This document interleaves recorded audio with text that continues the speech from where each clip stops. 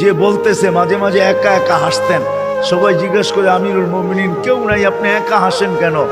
মাঝে মাঝে অতীত জীবনের কথা মনে ওঠে। বকরি পর্যন্ত চালাইতে পারতাম না, রাখাল ছিলাম, বকরি চড়াইতে পারতাম না, ডেলি একটা না একটা হারায় আসতাম, আর খালা ইচ্ছা মতে ডেলি মার দিত। আজকে তো আমি 3 মহাদেশের রাজা। কয় মহাদেশের? Europe, Asia, Russia. আগে মহাদেশ 3টাই ছিল, বাকিটি পরে আবিষ্কার হয়েছে। ইতিহাসের পাতায় টোকায় দেখলে আমারটা সত্য হবে। আগে মহাদেশ 3টাই ছিল, শুধু এশিয়া, রাশিয়া, ইউরোপ, এই 3টা ছিল। বাকি আমেরিকা, অস্ট্রেলিয়া এগুলো সব পরে আবিষ্কার হয়েছে। ওই যুগে ছিল না এগুলো, তো সমুদ্রের ভিতরে লুকানো ছিল, মানুষ পরে বাহির করছে। কি যুবক, ঠিক তো? সত্য তো? আমাদের শিক্ষা এটা বলে তো 3টাই ছিল, 3 মহাদেশের রাজা। একা একা হাসে। আল্লাহ আপনাকে পিছিয়ে নিবেন না। আমাদের শিক্ষিত মানুষগুলা ভাবে যে যদি আমি আল্লাহ পাওয়ায় লেগা যাই তাহলে মনে হয় আমি সুফি হয়ে যাবো। সুফি সব বুঝি ছেড়ে দিতে হবে? না না, কিচ্ছু ছাড়তে হবে না, আরো টপে উঠবেন। টপে এখন আর কতটুকু টপে, তখন আরো টপে উঠবেন। আল্লাহ দেখাইছেন দুনিয়ার ভিতরে সবচেয়ে টপ হইল 10 টপ, এর উপরে কেউ টপে নাই। আশারায় মুবাশশারার উপরে কেউ নাই, আছে নাকি?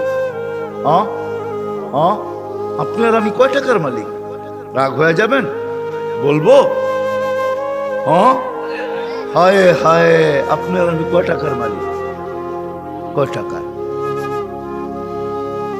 আব্দুর রহমান ইবনে আউফ রাদিয়াল্লাহু তাআলা আনহু যখন মারা যায়, নগদ ক্যাশ টাকা ছিল 47 লক্ষ কোটি টাকা। কত? জি, আপনার বাজেট এবার কত হয় দেখেন। হয়তো 7 লক্ষ কোটি টাকা হবে, নাহলে 7.5, নাহলে 8 লক্ষ কোটি টাকা। এর বেশি বাংলাদেশের বাজেট হবে না। গত বছর হয়েছে এর চেয়ে কম, 7 লক্ষ কোটি টাকা হয়েছে। এবছর 8 লক্ষ কোটি টাকা হবে বাজেট। ওনার কাছে ছিল 47 লক্ষ কোটি টাকা ক্যাশ। বাকিগুলা বাদ দিলাম, কয় টাকা মালিক? আব্বাস রাদিয়াল্লাহু তাআলা আনহু আরবের ব্যাংক ছিলেন, ব্যাংক, আরবের ব্যাংক। আল্লাহ রসুল যখন দুনিয়াতে আসেন তখন পুরো আরব ভূখণ্ডে একটা ব্যাংক ছিল, ব্যাংক আব্বাস। আল্লাহ রসুলের চাচা। বিদায় হজের দিন আল্লাহ রসুল বলছে, চাচার যত সুদ আছে সব আমি মাফ করে দিলাম। চাচা হাসতে হাসতে দাঁড়াইছে আর বলছে, ভাতিজা তুই সুদ মাফ করে দিলি, কতটুকু আর দিলি?